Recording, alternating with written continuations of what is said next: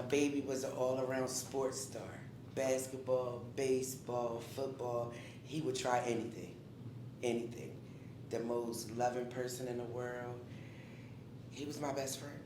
He was my firstborn. And it was nothing in the world that he wouldn't do for anybody. This is a pain right here that you can never get by. You can never surpass this pain. Like, this is something that I would not wish on my worst enemy. Just knowing the type of person he was, one, he just should have never went out that way, you know. But when did young men just become so obsessed with killing each other, you know? That's just one thing that I'm having problems with.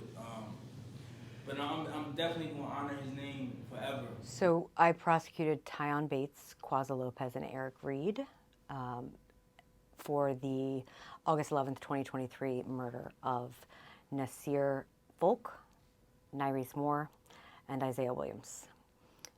They also were found guilty of conspiracy to commit murder, including Jeffrey Presley, who was our surviving victim.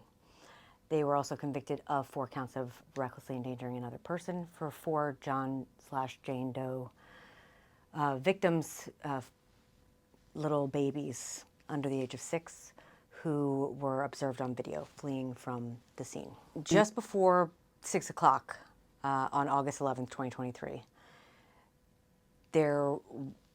ultimately there was a white Chevy Silverado that is observed circling the area of 8th and Diamond Streets, traveling different sort of paths of travel each time, but ultimately coming down north on Darien Street, just past the basketball courts and past the rec center there at 8th and Diamond, where that vehicle stops.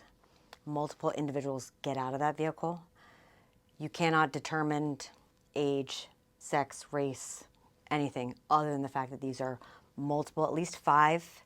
Ultimately, we determined 6 individuals who exit that vehicle, enter the basketball court, and open fire on essentially everyone who is on the basketball court as well as in the surrounding area. During that melee, there are 2 individuals who are gunned down on the basketball court itself. Nasir Folk is shot and killed there on the basketball court. He suffered 8 gunshot wounds. Nyreese Moore flees out the entryway to 8th Street and collapses almost at the corner of 8th and Diamond. He suffered multiple gunshot wounds, but to the chest, and was also pronounced on scene. The surveillance video also shows Isaiah Williams, who is shot and killed, although he suffers a gunshot wound to the head and is transported to Temple University Hospital, but succumbs to his injuries the following day. Jeffrey Presley makes it all the way down the street and around the corner, but suffered a gunshot wound to the abdomen and ultimately spent weeks in the hospital.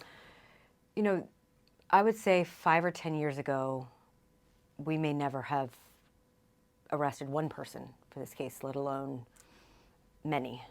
And to also have 2 individuals that we are actively investigating to add, so that's a total of 7.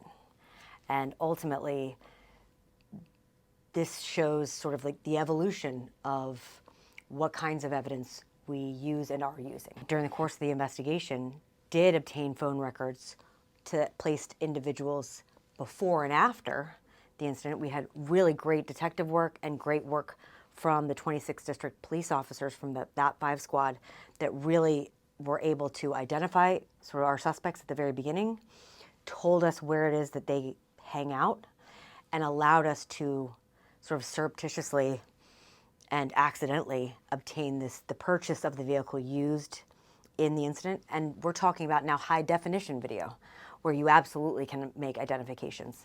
It's everything to me that I can bring some semblance of justice to each of these young men. Now I'm living for my grandbaby. She is her dad. She's silly just like him. She act like him. I mean, everything about her is just a girl version of my son.